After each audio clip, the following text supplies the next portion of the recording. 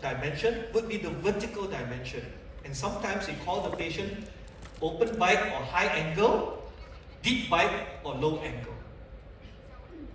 And of course, this will create different sets of movements that we need to make for our patients. And one very poorly understood part of the skeletal dimension is actually the transverse dimension. Did you know that 95% of us do not have an asymmetrical face? And if you have an asymmetrical face, you are actually not normal. You are abnormal. And when we are dealing with asymmetrical faces, what we are thinking about is that sometimes the maxilla and the mandible may be different size or width. We also have the issue whereby one side is longer than the other side, and sometimes one side is bigger than the other side. We are not very good at picking that up.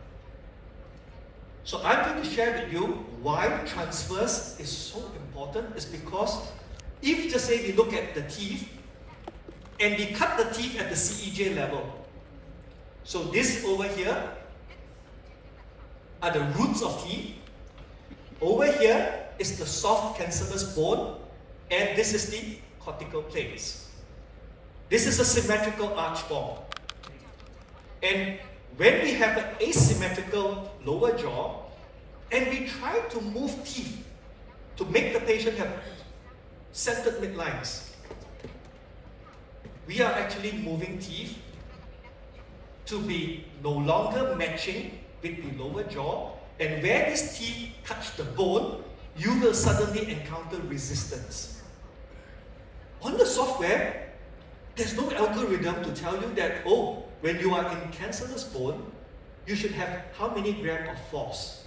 When you reach cortical plates, suddenly the force change and increase and give you more. There's no such thing. We don't have the ability to do that yet.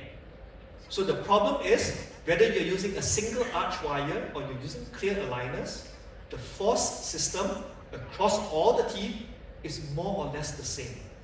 And that means this teeth will no longer move the way you expect it to, and those over here, where it has moved into the cancellous bone, of course they will move as expected. But because these guys didn't move, what happens over here? They don't move the way you expect them to. If I ask doctors today, do you know how thick the buccal plate of the bone is? A lot of doctors will tell me, oh, it's between 1 to 2 millimeters thick.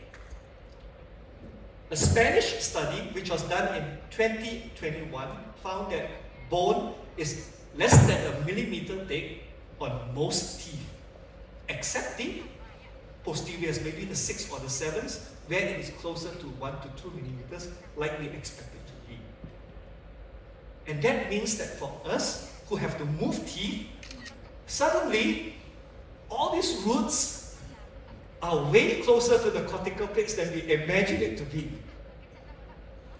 And that means that we will reach the limits of movement way earlier into treatment than we expect it to be.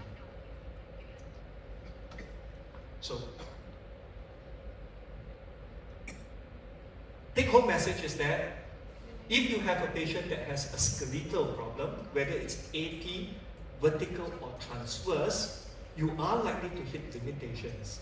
It is our job as doctors to inform our patients where those limitations are. Because patients don't know. They believe in technology, they believe in you. And you need to moderate their expectations. Where the patient has a mild skeletal problem, it's very likely that you'll be very successful.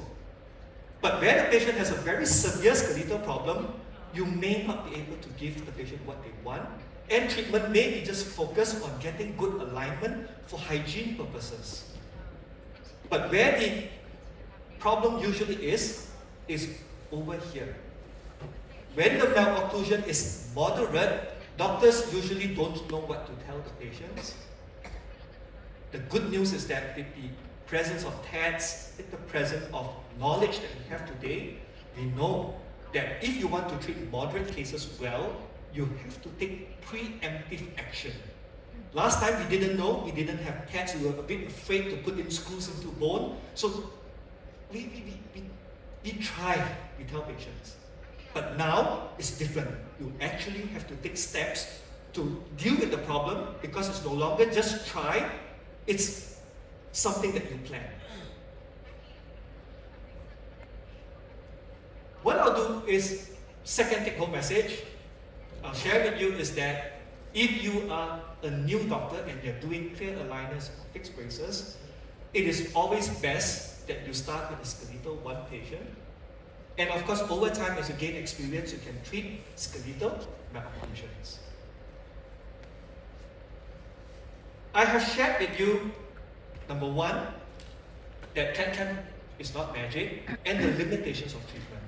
What I will do for you now is I will share with you some updates on all those exciting things that we can see and use today. And most of them are basically integrating data.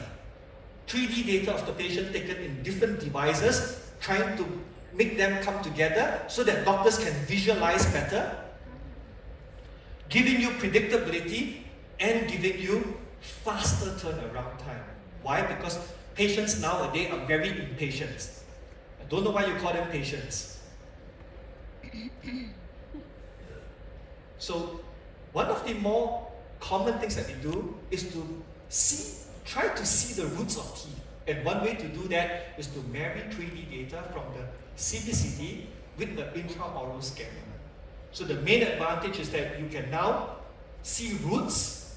You can see how to plan the torque and angulation of teeth, and where possible, try to avoid roots from hitting one another during treatment. And of course, also share with the patient why those treatment boundaries, because patient cannot see. I know you know, but the patient needs to know. And in order to do that, having 3D data is very helpful. So for example, if you take out premolars and you want to retract incisors, we can now see how much the teeth is moving.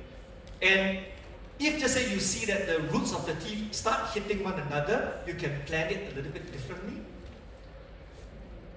And sometimes you may have buried teeth. One of the common things that we see buried teeth to do is we tell patients, oh, you have to do surgery to remove it.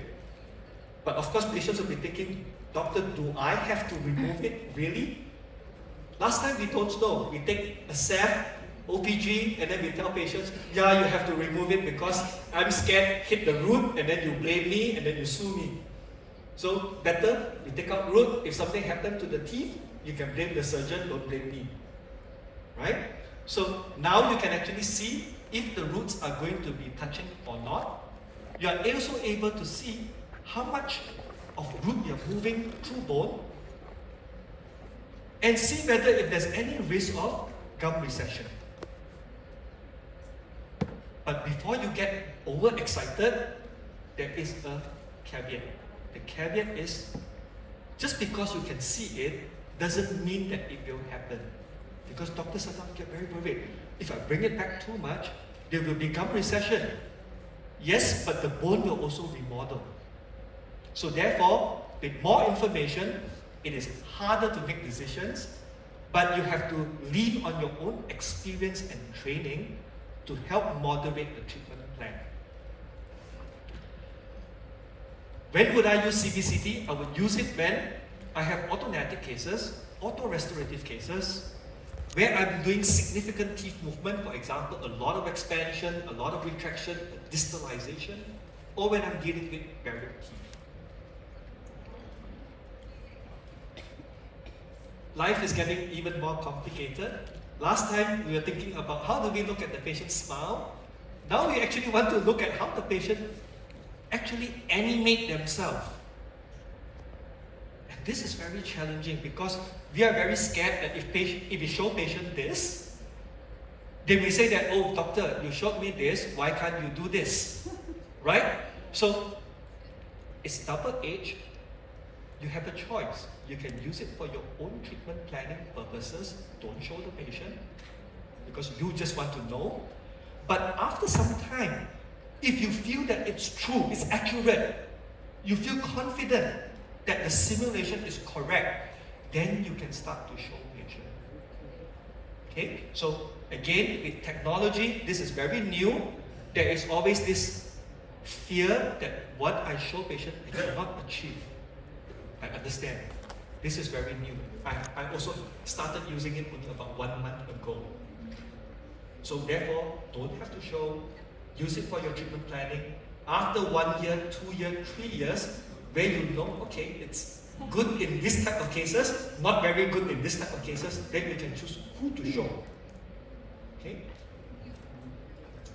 So to use it, it's very easy. Last time we have to have stereoscopic camera left and right to take 3D images of the face, expensive setup. Now you can do it with a phone. It's crazy. And the thing is that last time I have an excuse. Like if patient asks me, can you show me a smile simulation? I tell them, oh, too expensive, I don't have money, unless you want to pay more. Now you don't have that excuse because patients will know about this. You know, I read that people can do it with the phone. Why can't you do it? You have a phone, don't you? And the other thing is actually in terms of restorative treatment. 95% of ortho cases, the patient has an aesthetic expectation. Sometimes they tell you, sometimes they don't. So for example, I had a 40-year-old male that came into my clinic. I asked him why does he want treatment. He tells me it's because his birthday is coming up. He didn't tell you that he wants wonderful smile. He just tells you that his birthday is coming up to tell you that he's going to celebrate in a big way and he wants you to do something for him. So, advantage of having technology is that now, if you have a patient that needs restorative treatment, especially in the anterior zone, it helps to know where to move teeth. Before I had this, I have to estimate. I have to move the teeth a little bit to where I think it is, take a look at the patient. Often it's hard because it's very, very awkward to get the patient and say, look at me, smile. And try to establish where the midlines are and where the teeth should be because it's very awkward. So having the pictures is very, very helpful. And having the ability to plan also reduces the amount of time I have to spend checking my plan again and again. So the advantage of having the software is that now you can determine the size, the shape, the amount of tooth reduction that you want, the gum, as well as the amount of tooth reduction that you want to do.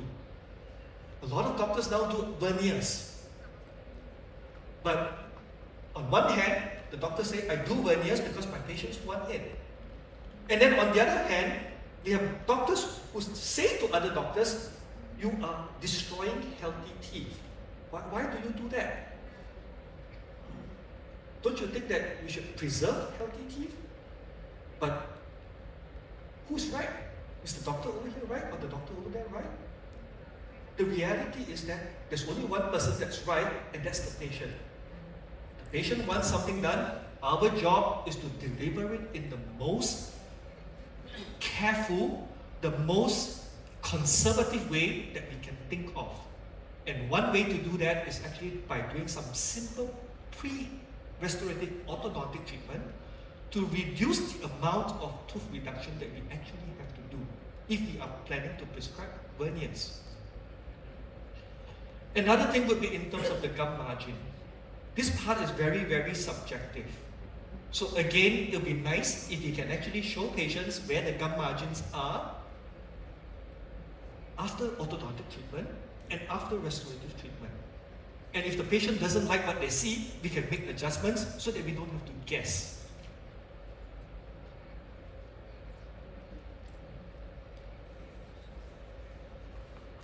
We like to think that all patients that come to us for this type of veneer treatment are females. It's not true. This is a male 50 over years old, he had orthodontic surgery, he had braces done before. He comes now and he says, you know what, I have relapsed, I want something done. And he says, I don't have a lot of time, I'm celebrating birthday coming up, so please do something. And now you can quickly do a mock-up. You will notice that the treatment plan didn't close all the spaces. Why did I do that? It's because the patient tells me I only have so many months. I want a good appearance. So you make sure that you don't make the teeth too big or too small. Very high expectation patient. Tendency for me, last time when I didn't have this, I would close up all the spaces and see what I get. And maybe I have to even crown the 2 central incisors. That's the reality because the space will be very, very big. But now I can tell the patient that, you know what, if I cannot close up all the spaces, because it will make the teeth too big, what do you think? And the patient says, I think that's fantastic. And I'm going like, not the usual thing that I would usually do, but I'm surprised because patient really thinks that it's not a problem because the gaps are big enough. He just wants the 6 front teeth to be nice. And he tells me that those gaps are not an issue at all. And on top of that, it also allows me to keep the posterior teeth as is. Because this guy, he's 50 over years old. I'm worried that if I move his posterior teeth, he'll complain that he cannot bite properly after I finish treatment, or complain of foot trap because of all the wear facets that he has over so many years. So I'm very careful when treating adult patients with aesthetic complaints. Because I think that they're usually not patient, they don't expect the bite to change, and they just want improvement to the front. And one of the common problems with CAD/CAM dentistry is that doctors always complain that it is very frustrating because on the other side of the CAD/CAM dentistry is the technician. Every time when you want to do something, you have to tell the technician what to do. And of course, the technician is not a doctor. The technician may not understand you and the terms that you use, and this gets even worse if there is a language barrier. Imagine I am Chinese, I speak English, that I grew up in Malaysia and Singapore, so my English is very proficient, but my Vietnamese is not. So if just say you tell me that you want to set teeth up in a certain way, the way you construct your sentences in English will be different because you grew up in a Vietnamese mother tongue speaking environment.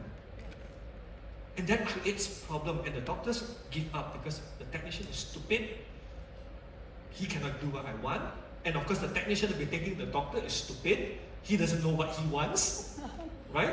So now you also have the ability to make big movements or big changes in treatment plan. And all these features only require one thing. They require you to spend time to learn these features. So doctor now have a dilemma. The dilemma is, do I spend time to learn these new features, or do I continue to do the things the same way I used to do them? So example of a plan editor in action is basically allowing you to change class relationship, extractions, IPR, bite jumps. So the permutation is very great. Because the permutation is great,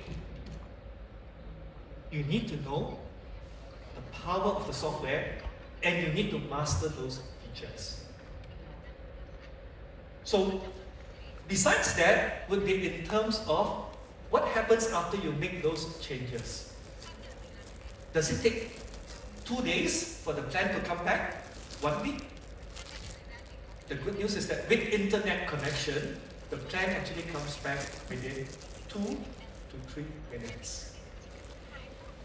That's the power. Why is it power? It's because if I show patient a treatment plan and the patient says, no, that's not what I want, I now have the ability to make that change. Okay, you don't want this, I think of treatment plan D, you do this. Wait 2 to 3 minutes, this okay? Patient says, okay, then you're good to go. And I like to have my consultations face to face. Because sometimes patients will say, oh, you email me or you message me. The problem is email, message, people misunderstand. So I like it face to face, and having the ability to have a new treatment plan come back quickly is very, very powerful. So I've spent time talking to you about the limitations of treatment, the new fancy tools that we have that we can use. But the question that all of us would have is it predictable? Do you have control? In other words, does it work? So let's look at some cases. So the first case is actually an automatic surgery case. This case to me is a very simple case because patient basically comes with a class 3 malocclusion, and patient basically is growing 18, healthy female, and only wants us, if possible, to keep it to a single jaw surgery. That is her only request. Her father is an anesthetist, so I can understand why the patient would have such a request. So what we did for the patient was that we removed the lower wisdom tooth. We used digital clear aligner treatment to prepare the patient for surgery, and we did a bilateral sagittal split osteotomy, followed with finishing using clear aligners. So this is the clear aligner setup over basically about 31 trays with class 2 elastics to help decompensate the patient. So class 2 elastics is between the upper canine to lower sixes. This is the patient right before surgery.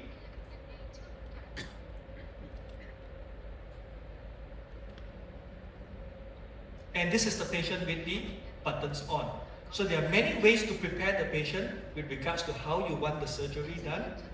Sometimes doctors will continue to give the patient the aligners, usually it's the last set, and then they punch out holes onto the aligners so that you can put the buttons on.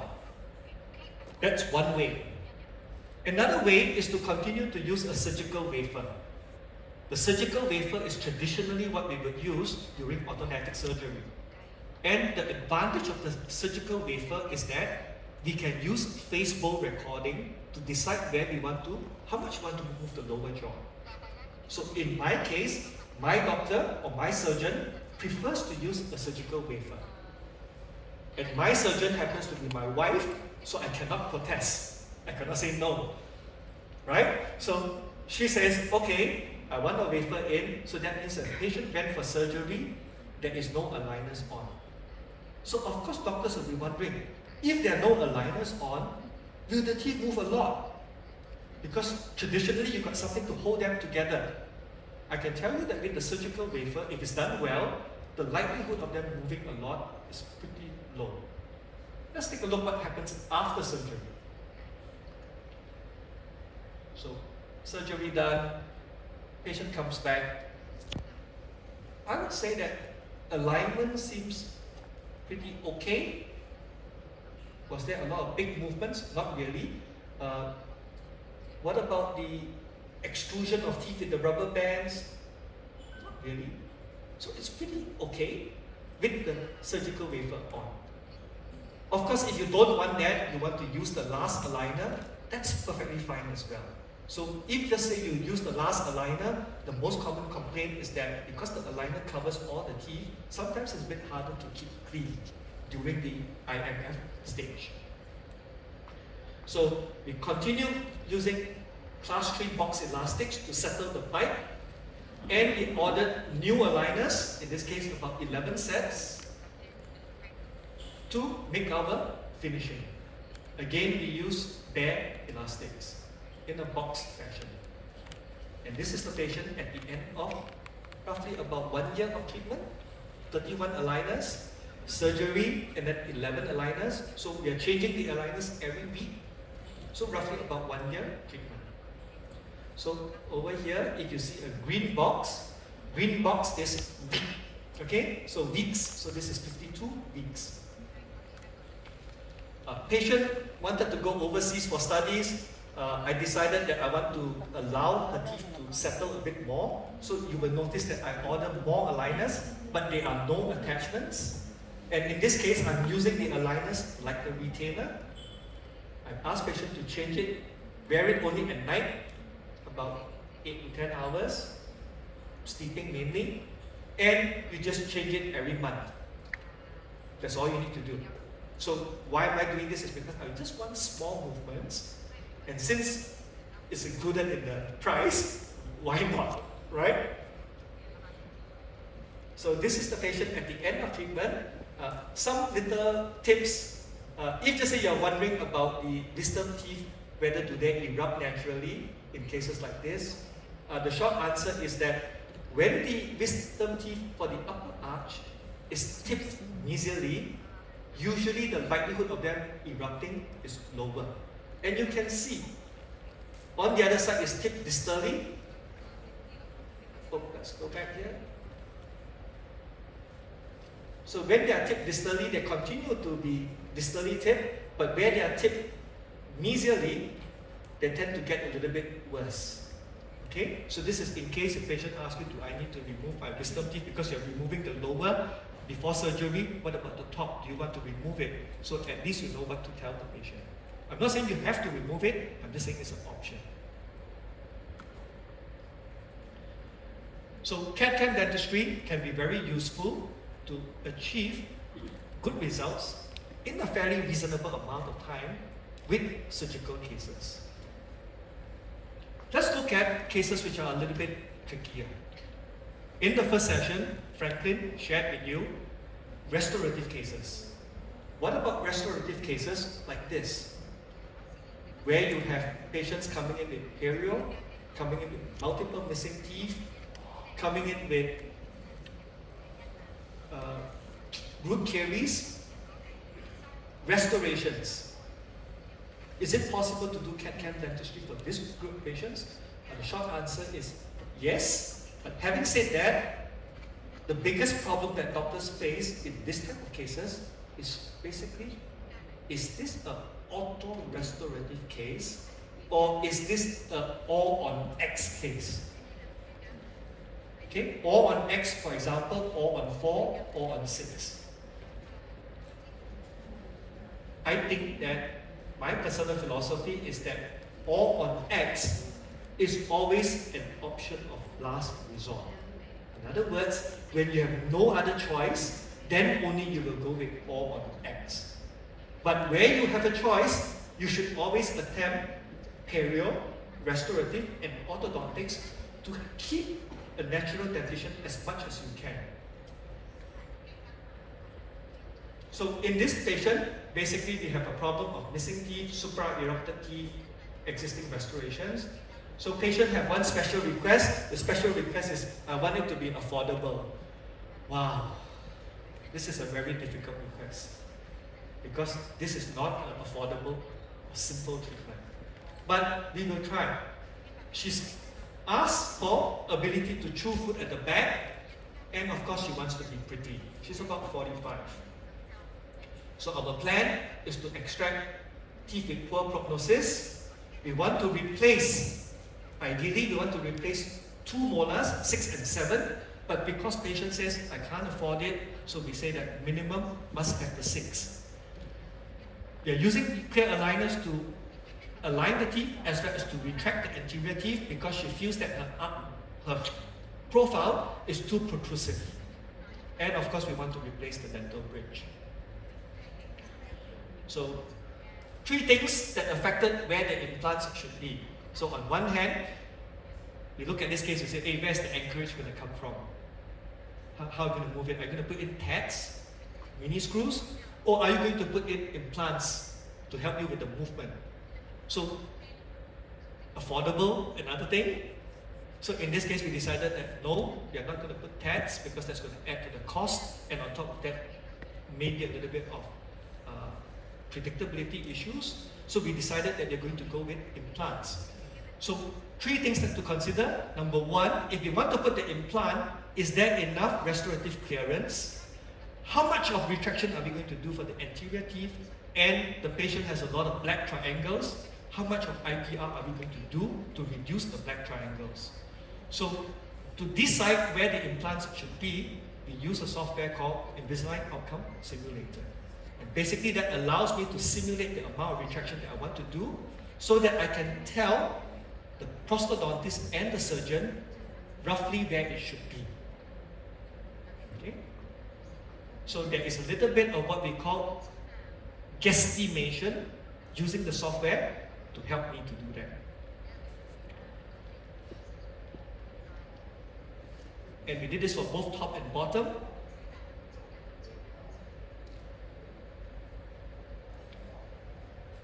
And once we have guessed where the position should be, I basically tell the prosthodontist, remember Franklin mentioned who should lead the team, right? So in this case, it's not who should, I don't like to lead the team, because if you lead the team, then you're responsible for all the failures, right? So I don't want to be responsible for the failures, so I usually go to the prosthodontist and the surgeon and I say, this is where I think it should be. So I ask them, do you have enough bone? Would it be good in terms of clearance and emergence profile? So if they say that yes, then okay, we do. If they say no, then I ask them, where do you think it should be? And then we go back to the plan and see whether if I can make it happen. So in other words, I like to think of it as negotiation. Okay? Tell you something, you tell me whether can do or cannot do. If cannot do, then we think of something else together. So we are like a democracy, okay? Something like a democracy. So if things become bad, all of us will take equal responsibility, okay? So we put in temporary restorations on the implants, and after that we use the implants. This is just to allow you to see how much was the bimax protrusion at the start. So the position of the implants and how much movements that we wanted to make. So in this case, it's roughly about 2 to 3 millimeters on each side, each quadrant. So there's altogether 36 stages. I asked the patient to change it every 10 days. But in this case, the patient came back at over here, I put 18 months.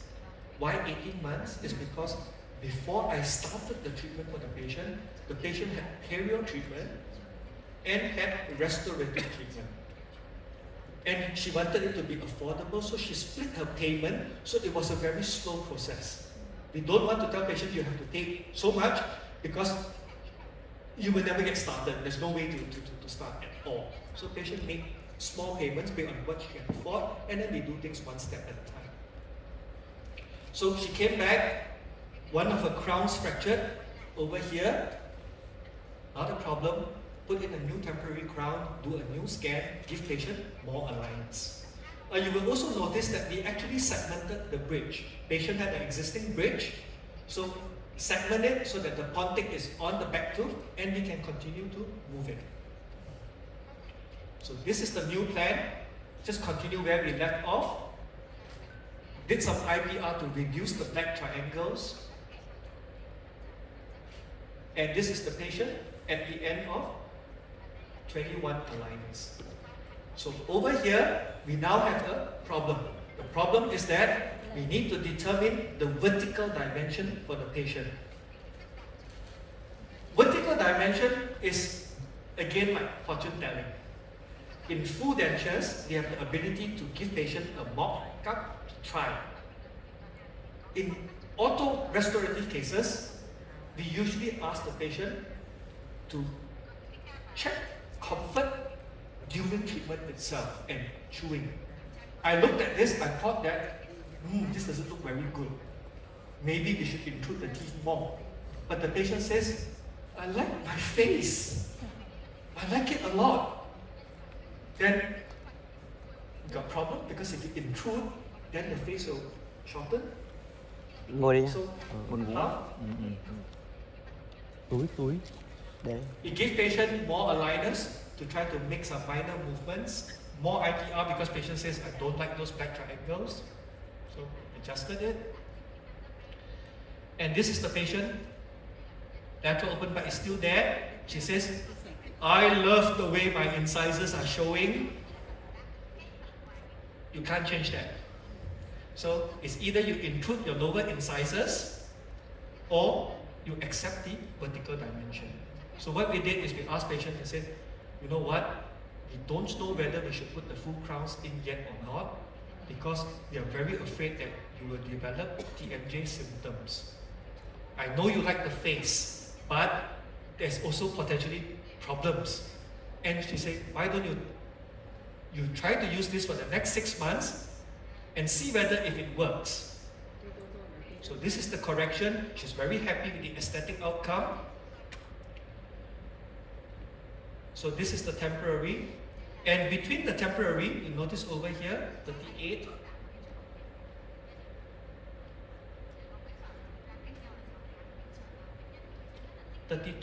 This is months. So she had 6 months to use what she thinks that she wants before we actually put in the final restorations. So on one hand, all the doctors are going, and she's going like, yay. And then they're going like, don't know what to do, right? So never mind, you try it out first. Of course, she's using aligners during this stage. And then when she comes back, she says, yeah, I'm very, very sure. So, okay, we'll put in the final crowns. And this is her 1 year into, this is the final x-rays, the OPG, and this is her 1 year into retention. So she continues to be very happy. She's smiling even bigger than she used to. So I'm glad that in this case, the treatment was very long, but it was very, very predictable. The only reason why it was long was because number one, we had a pre-orthodontic restorative anterior phase that lasted almost 15 months. 1 year, 3 months. And then the ortho treatment was 17 months. And then after that, we had to wait another 6 months before we put in the final crowns. So from start to finish, it's actually almost 3 years. So CAD/CAM orthodontic treatment planning is very useful for multidisciplinary cases. Let's look at some other cases where we encounter little issues that sometimes slow us down. So for example, in this patient, the 1-2, the lateral incisor over here, and the lateral incisor here is a little bit different in size. And when you have a slight difference in size like that, you have a couple of options. You can actually choose to level it according to the gum margin, or you can actually level it according to the incisor edges. What to do? Gum margin or incisors? Of course, if you ask the patient, they come in for straight teeth, they want you to level the incisor edges. But besides the gum margin and the incisor edges, there's also the possibility of keeping it where it was. So now you've got 3 choices. You can choose to level gum margin, level incisor edges, or keep it where it is. If just say you choose to level the gum margins, then the patient would need a veneer. If you choose to level according to the incisor edges, patient would need gum contouring, crown lengthening. So patient says, you know what? I don't want crown lengthening. No surgery. I don't want to pay for veneers. So in that case, we think this, but she's not sure. So we show her a picture of her face. We say, look at this, and look at this. Yeah, if just say we follow the first 2 treatment plan, she looks uglier. Imagine, I don't want crown lengthening, I don't want veneers. No matter what you do, you're wrong. And if we kept it, which the patient sort of things, I'm paying you to make the teeth straight, you're keeping it. So, but she actually looks better. And this is only a simulation. So the question is, does it work? Let's take a look at the treatment plan. We start and we end. Weekly change every week. So 14 weeks of treatment. I think we got what we wanted. So in very simple aesthetic cases where you're dealing with single tooth movement, treatment plan using CAD/CAM dentistry can be very, very predictable. So I'm very confident. So if patients ask me, can you show me photos? I'm very, very confident to show them photos at this stage. Because they are very simple movements. Let's look at another case which is a little bit different. For this patient, I actually gave her more aligners just to finish up and use it as like a temporary retainer as well. So let's move on. Patient has asymmetry, very common. One side a bit canted, and if you notice, in this case, not only is the teeth canted and the maxilla canted, the soft tissues are also a little bit canted. Where you have a soft tissue upper lip problem, very, very unlikely that we as orthodontists or dentists will be able to solve. This type of upper lip rise problem is solved by who? Botox, okay? Fillers, not the things that we usually do. So, therefore, if just say I cannot change that, what I need to do is I need to compensate. And one problem with CAD/CAM dentistry is that very frequently you get a proposal that looks like this. So if you get a proposal like this, will it make the patient look better? You will only know if you can see the picture of the face. That's why photos and videos are so important. Because if you only saw this, you would think that, yeah, this looks good. But if you put this into the patient's face, what do you get? The cant become even more obvious. And on top of that, you will notice that the center lines are still not on, and they are canted. So, what does that mean for doctors? You now have the ability to make changes to teeth position at the end of treatment. In order to do that, all you need to do is to be able to use some of the tools which are already in the software. And what I did was basically I used the pictures as a guide and I created an asymmetrical arch, smile arc, so that when it is in the patient's mouth, it actually looks nice. And it's very difficult to ask the technician to set up an asymmetrical smile arc because this is not something that we are trained to do. Even as dentists, if I ask you, doctor, create an asymmetrical smile arc to compensate for the maxillary cant. I can guarantee that all of us will be like, really? How do I do that? So you either need to be able to do it yourself, or you need to be able to tell the technician that, technician, I want you to move this teeth up, this tooth down, this tooth in this direction, and that tooth in that direction. A lot of instructions. So because a lot of instructions, technicians can get confused. So using the software allows you to make those movements on your own very easily within a couple of minutes. So many different ways of moving teeth. The idea is that at the end of treatment, you will notice the smile arc is getting more and more asymmetric.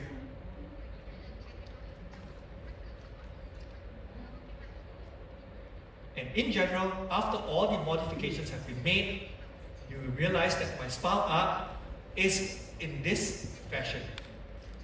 Why is it like this? It's because this is the most important. And I'm not alone. Franklin earlier mentioned, when you plan treatment, you have to plan from the face. And that's the reality. You have to plan from the face.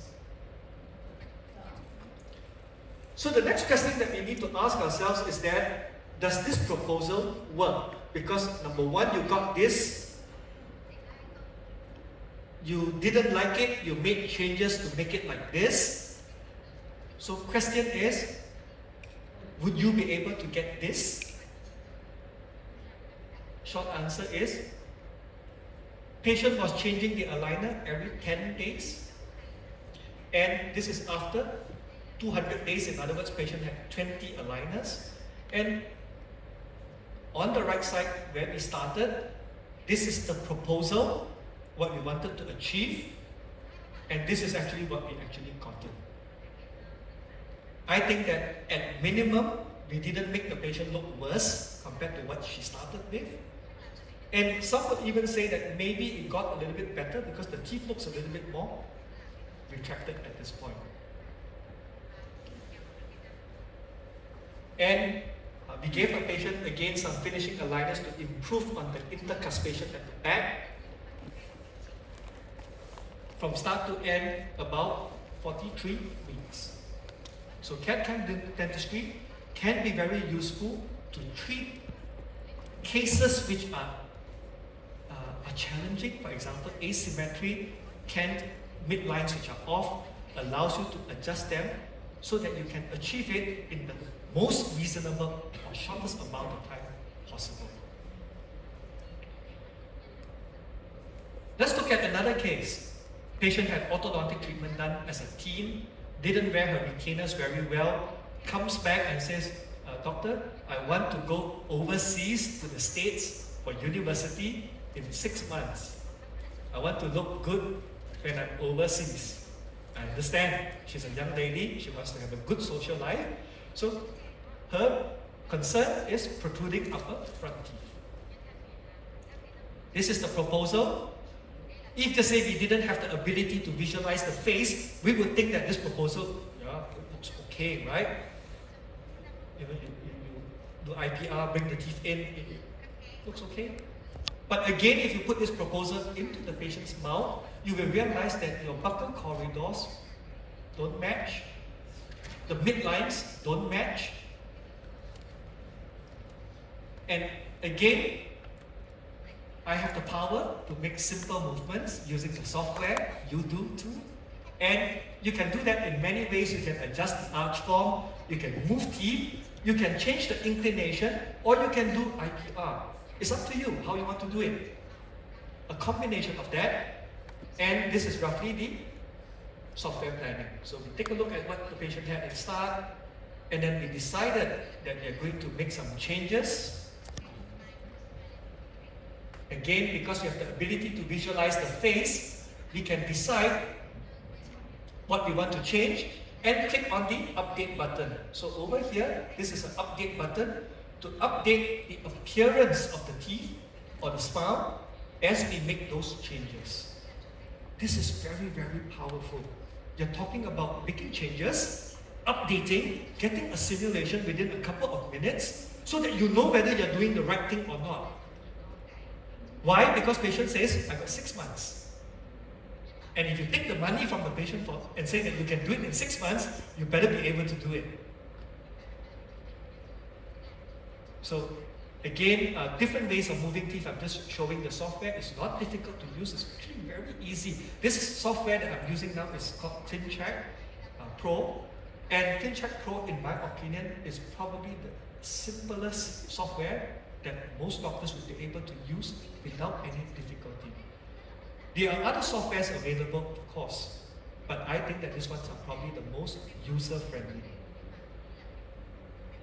So after making those adjustments, long story short, this is the initial proposal, this is the modified proposal, and if we put it in the patient's mouth, the initial proposal, the modified proposal. Of course, the modified proposal looks better. Does it work? Patient changed the aligners every week. This is after 14 weeks. So, ability to see face and teeth, very, very helpful in planning aesthetic cases. They are very useful when you want to make individual tooth changes, very useful when dealing with asymmetry, very, very useful when dealing with simple aesthetic cases like this. This is a simple case, it's not a difficult case. The only problem is, can you do it in 6 months? And can you do it just once? Don't have to keep repeating. A little bit of open bite over here, so we ask the patient to use some additional aligners. So in this case, it's very simple. I take a new scan, just like the first patient, I give the patient 14 aligners. I say change it every month, just to allow the posterior teeth to touch better. The reason why there's a posterior open bite is two. Number one, when the patient is very good at wearing the aligners, there will be a little bit of intrusion of the posterior teeth. The other reason is because we did retraction. When we do retraction, sometimes there will be a prematurity because the lower incisors did not intrude fast enough. So that's the reason why we need that additional aligner to help the patient settle the posterior occlusion. I've shown you some very successful cases, but I can tell you that not all cases will be successful. And some of the common reasons why they're not successful is when we are trying to expand and decrowd. I have found that if you just follow the software and you just expand and proclaim, it's very common that you run into insufficient decrowding. And this is very easy to overcome. All you need to do is just build in a little bit of additional space where you think that the crowding is probably worse. Don't do it for all teeth, just do it for the ones that you think it's difficult. Usually it's one or two, one in each quadrant usually. So again, to prove my point, this is a patient that started with a small maxilla. She says, I don't want extraction because she's worried that her upper lip support is reduced. So we did expansion for her, and this is after 32 weeks. And you will notice that even though I've planned additional spaces, there is no additional space at the end of treatment, and it's just nice. So what does it mean? Remember, teeth, once it hits the cortical plate, becomes a little bit harder to move, and that's why sometimes the teeth may not move 100%. So this is called a little bit of over-treatment. Okay. Next one is complex cases. Sometimes patients come in, again this is probably 50 plus, she says, I want nice teeth, I want it to be perfect. So I look at her and I say, Madam, we have a problem over here. This scissor bite is very, very deep. You also have a deep bite. And over here you have a class 2 molar relationship. I think that maybe digital orthodontics may not work. And the main reason is because I've only been using digital orthodontics using clear aligners for maybe about 10 to 12 years. But I've done braces for a long, long time, for maybe 20 over years. I feel that your case is difficult, and I think I feel more confident if I treat you with braces. The patient says, no, I work as a lawyer, I don't want braces.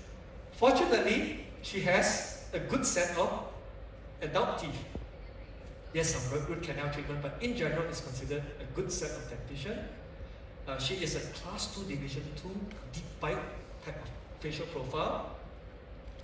And I told her that, you know what, ideally what I'll do is I will take out tooth 1.7 and I will bring the 1.8 into occlusion for you.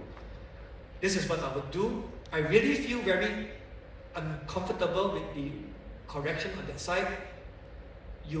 It may be a good idea that you use fixed braces and tags. I feel more confident that way. Then she says, no, I want clear aligners. I say, you go back and think. Because I'm very scared, lawyer, right? If things don't go well, she may take me to court, right? Yeah, she may sue me. So I say, you go back and think. She comes back 3 months later and she says, Dr. Yong, you don't trust me. You should trust me. I say, yeah, I don't really trust you. It's true. Because I'm very scared you don't wear it well. I'm also worried because it's a difficult case. Why is it difficult? It's difficult because we have to reduce a deep bite. And in order to reduce her deep bite, what I did was that I made the molars at the back not moving. One common mistake that we do in digital planning is because everything can move, so we move everything. If just say the patient is class 2, the reference for the case ideally should be the lower molars. Everything else can move. If possible, the lower molars don't. But that's only if, because in this case, the lower molar alignment is all very good. So very fortunate. So there was a plus point. The plus point is that I got good reference. So I made the lower molar stop moving, and this allowed me to proclaim and intrude the lower incisors. Upper arch, I actually have to do distalization. Distalization in quadrant 2 and distalization in quadrant 1. Distalization of the first molars in quadrant 1 and mesialization of the 8s in quadrant 1. So what we did is we did a sequential staging whereby we moved teeth one by one in order to improve the predictability. We also proclined the upper incisors a little bit and intruded it. So this is the movement of the intrusion, both top and bottom, as well as the distalization that you see on both sides. You will notice that the movements are not everything together, it's sequence, so that the difficult one moves first and then subsequently the easier one moves a little bit later. So again, 7 and 8 was in Caesar bite, so what we did is we took out 7 and then we moved 8 in. The attachment over here, unfortunately during treatment, didn't engage. So I know that that would happen. I anticipate, I know it was going to be difficult.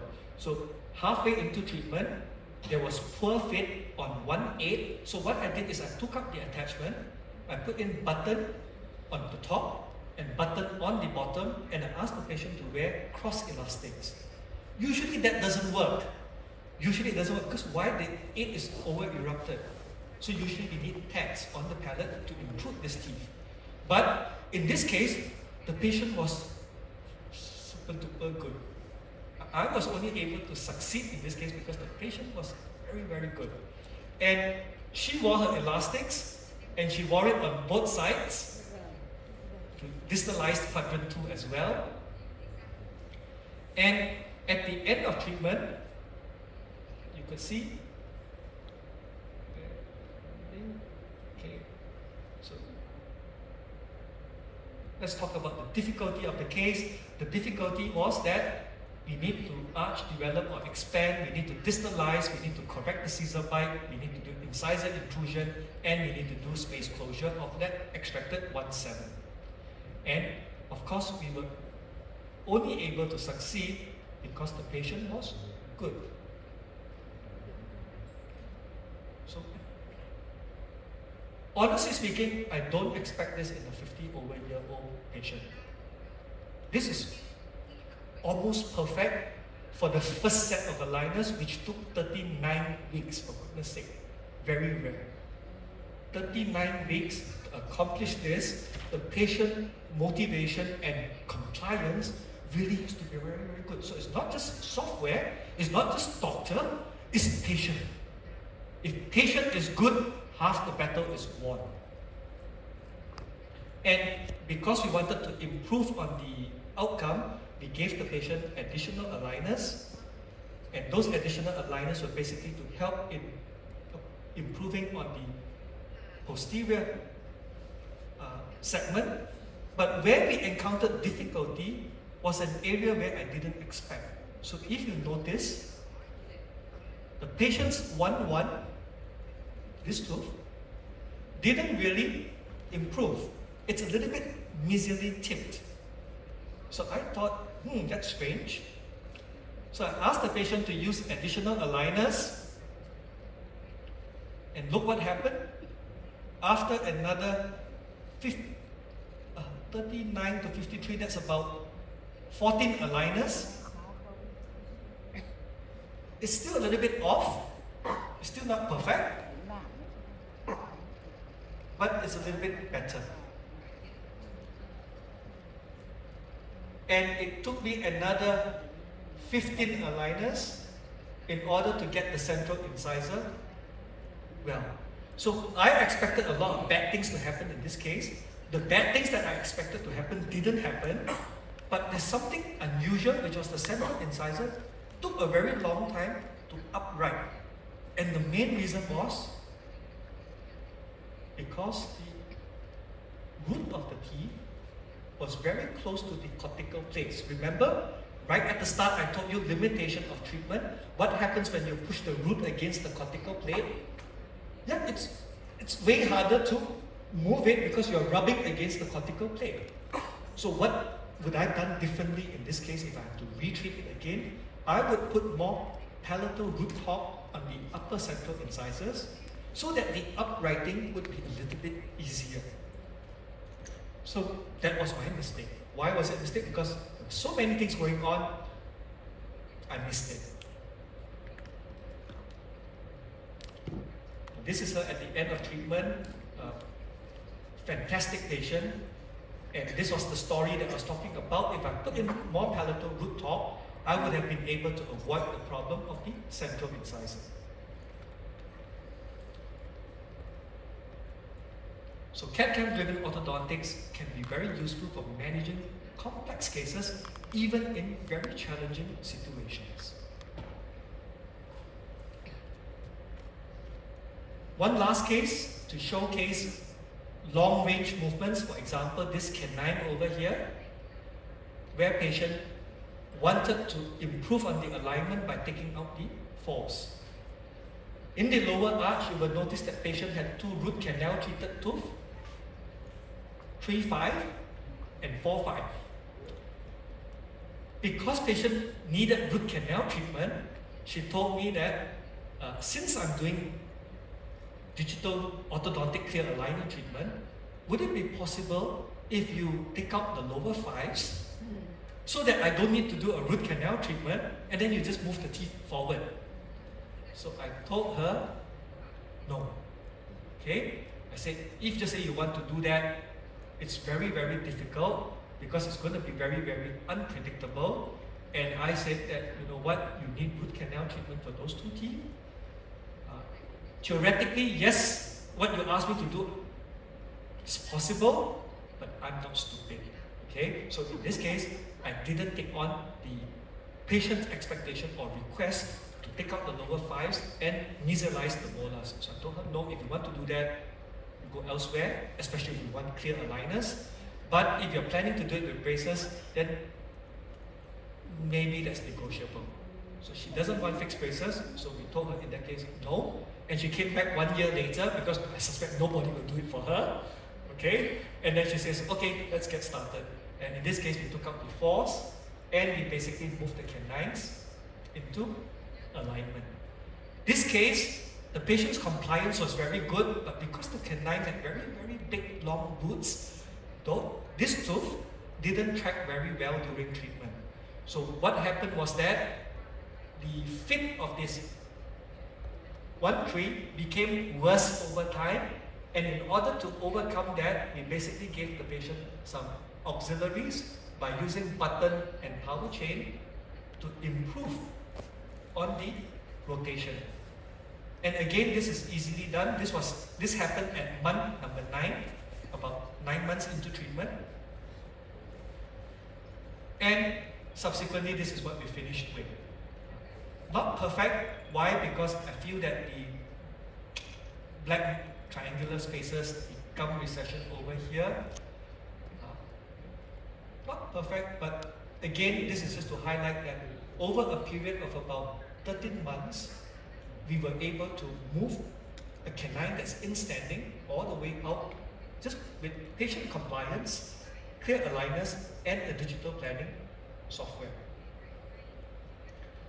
So this is the refinement aligners to improve on the rotations as well as on the intercuspation of the posterior teeth. Very small movements. And this is her at the end of treatment.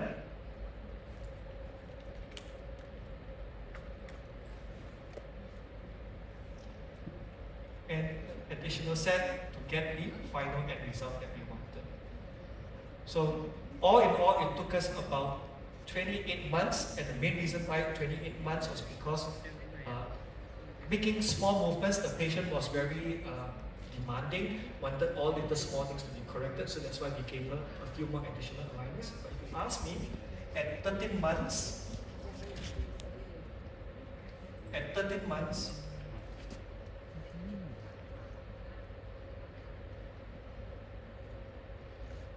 months, it was actually pretty good.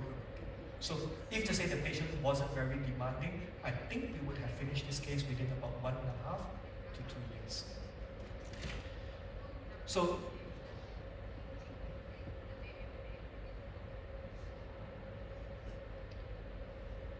in short, digital orthodontic treatment planning works, but may not work 100% all the time because there is anatomical challenges to be overcome.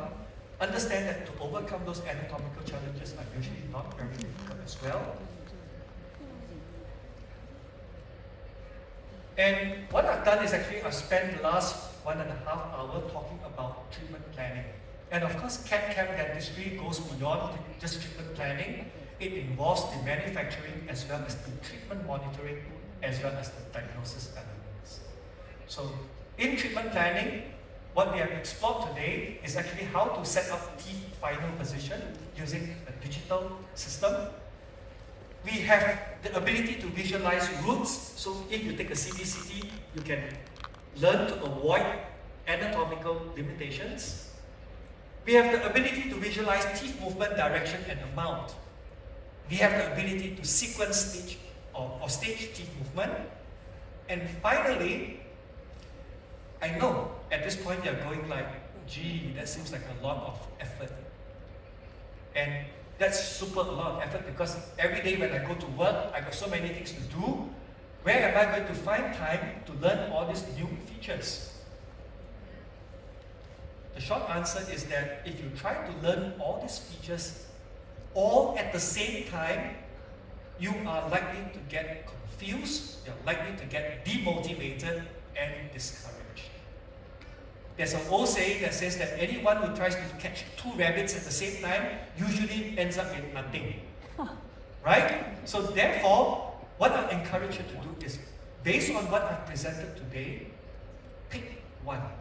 Pick the software or the feature that you think you like and you feel that is useful to you today. Just focus on that one and take it one step at a time. Thank you very much. We are very happy to take your questions.